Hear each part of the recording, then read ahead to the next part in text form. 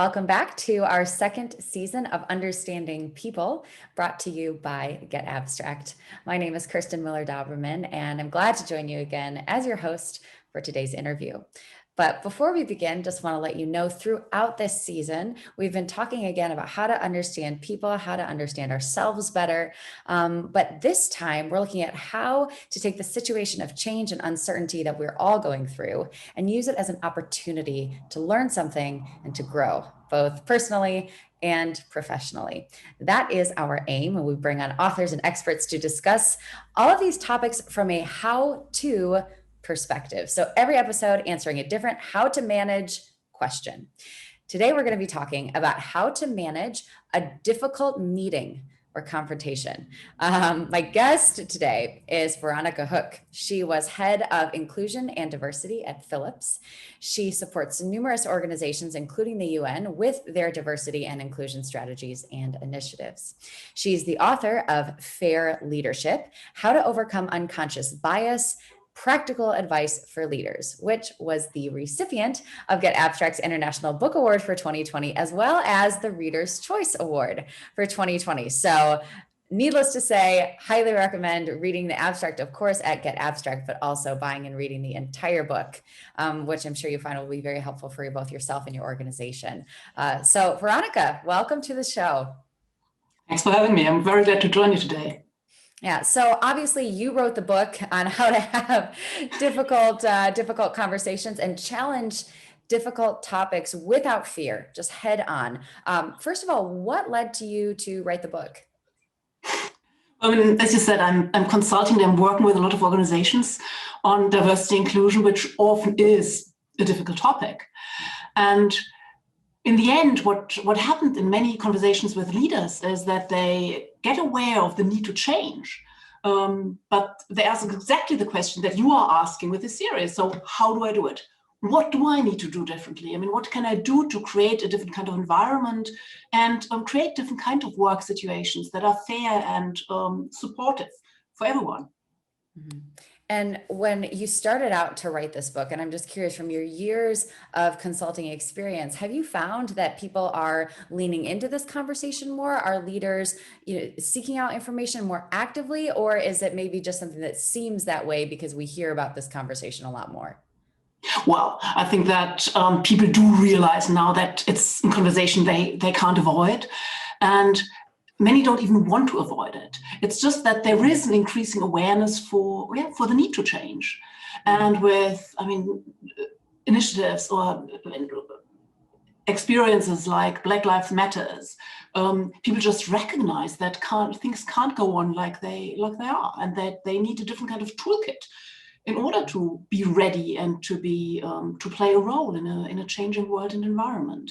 And there's just people who've been underprivileged for a very, very long time are now just requesting more attention and better recognition and more support to create a level playing field. Yeah, absolutely. One of the things you talk about a lot in your book is unconscious bias. Could you explain exactly what that term means and how it can create unintentional problems for leaders or managers within a company? Sure. Well, unconscious bias, there's a definition that I like a lot, which means that, or which says that it's mental associations that are so well established that they function without awareness, without intention, and without control. And that's from Project Implicit, who've created the implicit association test, and you can easily find it online. And that test helps you to also get a view and a better idea of unconscious biases that you probably have yourself, because we, for example, tend to associate leadership with men versus women. We expect women to be friendly and caring. Another famous unconscious bias, obviously, is the like me bias. We like to be surrounded or surround ourselves with people who are like us. It's easier, it's more comfortable. There is the confirmation bias, which means that we are more likely to see and recognize information that confirms our opinion. And we fail to seek out information that could prove us wrong.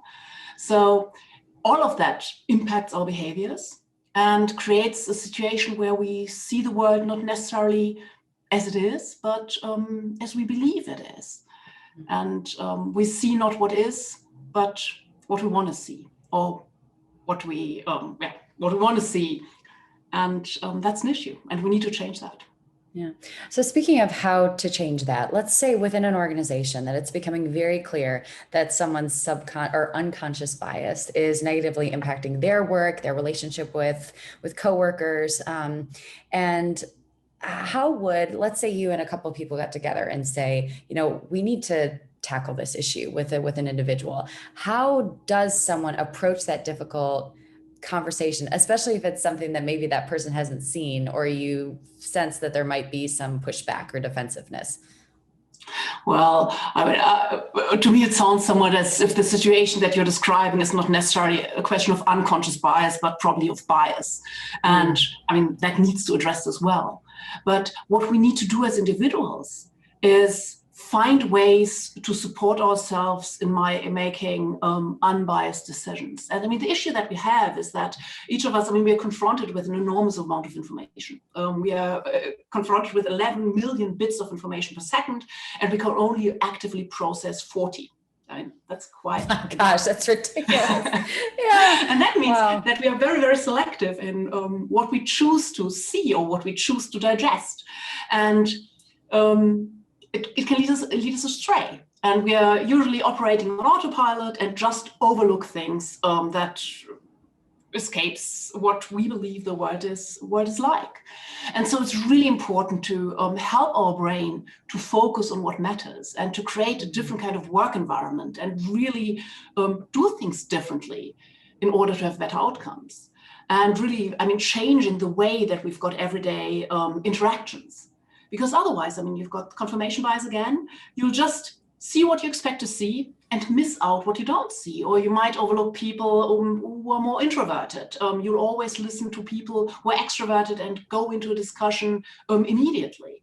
And if you don't find ways to change this everyday kind of interactions, in the end, you won't be able to create a fair environment. Because very often, if we think about unconscious bias, we think about these big moments in time when there is a promotion decision or somebody's being hired.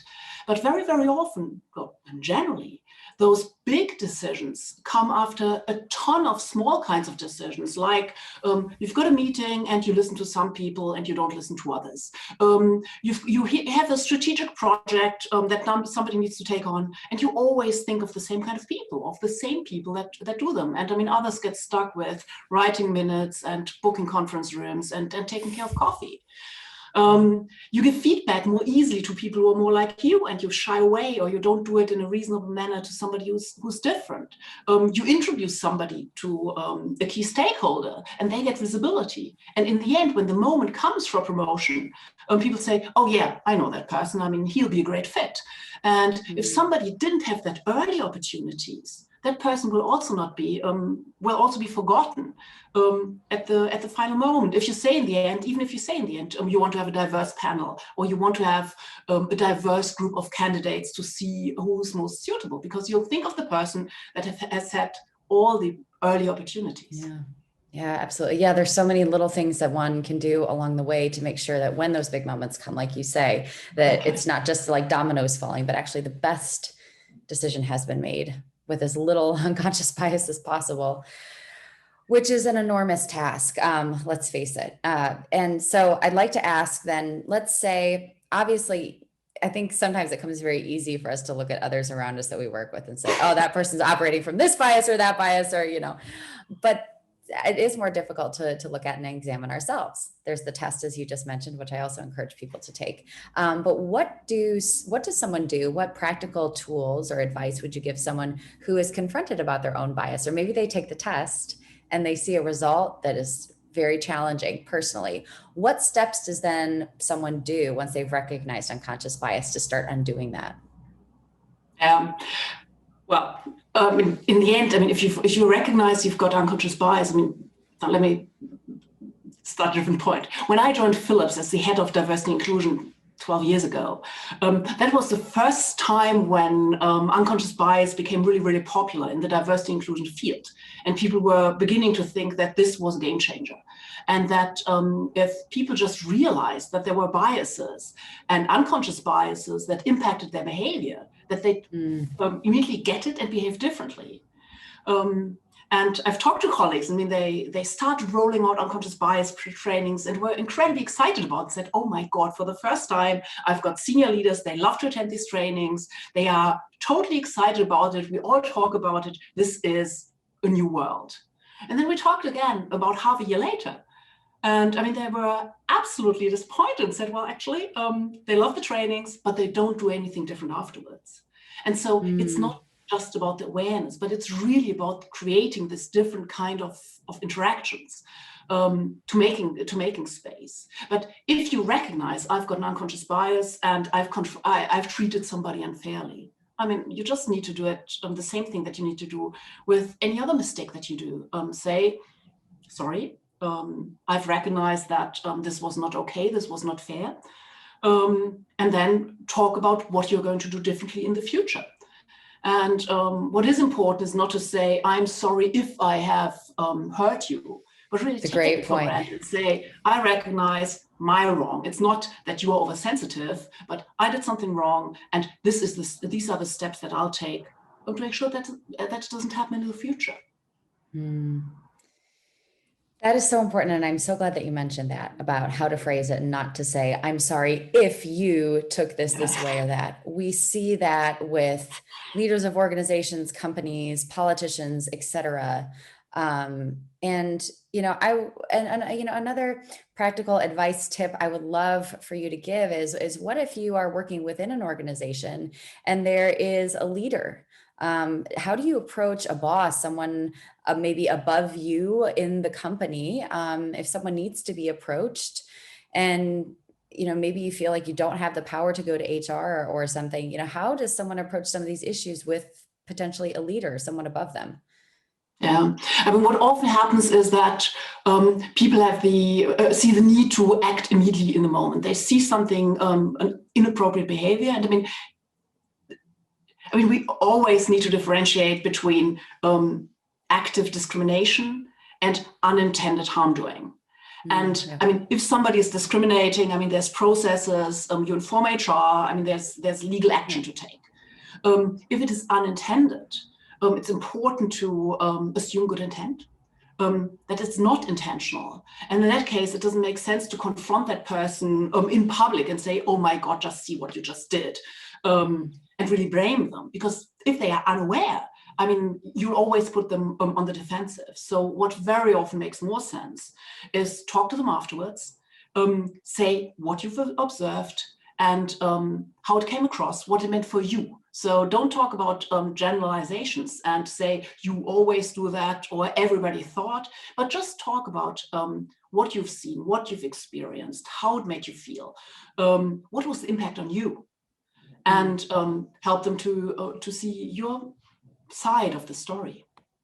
Yeah, thank you. I love that you're giving us such practical and very clear tools. And I thank you for that, because these are the kinds of conversations and the kind of office work culture dynamics that, you know, are difficult to talk about. But as soon as you kind of open up the door, open up the floodgates of conversation and realize that everyone kind of gets into conflict like this, whether it's side to side with co-workers or with management. But as long as we talk about it and get some more space around this conversation, it starts to make things easier and people feel empowered to have those difficult conversations and realize that they can actually turn into a positive. Yeah, and I really believe, I mean, thanks to the growing awareness, there's a better space to do it. But at the same time, there is the bias blind spot. We are just less likely to see our own biases. I mean, there was a study that showed that 85% of people believe themselves less biased than the average person. So we don't see it in ourselves. And if somebody is pointing out that we are wrong and that we do have biases, I mean, it is difficult to digest. And actually, some time ago, I did a survey with a colleague of mine, Lisa Kapinski, and we wanted to understand good practices in organizations. And we surveyed senior leaders, and a lot of them, I mean, proudly told us that 75% said that they had confronted some of their peers or members of their team about unconscious biases they had displayed. But at the same time, only half of them recognized that they themselves had acted in a biased manner. So it is really, we are blind for it, which is important to recognize, to accept, and to take into consideration as you approach people. Absolutely. Veronika, thank you so much for writing the book, for your wisdom, for the work you're doing with organization and the leadership that you're taking on this issue. Last question I have for you, and it's one I've been asking each one of our guests, and that is, given everything that happened in 2020, it was a challenging year. What are you looking forward to this year in 2021? What are you optimistic about? Well, actually, I've used last year, I was never that much of a person to get to know people online or to connect strongly with people via virtual environment. But I mean, due to the need to meet people in the virtual world, I took on quite a lot of new activities, and there was, just so many interesting things that you could do online. And I really got to know interesting, very, very different people. And I look forward to seeing them in real life, in person, face to face, outside my office. I love it. Cool. Veronika, thank you so much for joining us. We really appreciate you. Thanks for having me. Yeah. And thank all of you so much again for watching. We hope that this was a meaningful and edifying discussion for you. And of course, if there was something here that was said that you think a coworker, a family member, a friend needs to hear, please go ahead and share that. We're so thankful to be able to have these incredible authors like Veronika here to share with us. And we just want these jewels of wisdom to be seen and heard by as many people as possible so that we can all grow and change and make our workplaces and our world a better place. We are going to be back with another episode in a few weeks in our series, Understanding People. So stay tuned to getAbstract's social media challenges for that next date and guest. We wish you a wonderful rest of your day, wherever you may be joining us with and from, and we'll see you very soon. All right. Bye.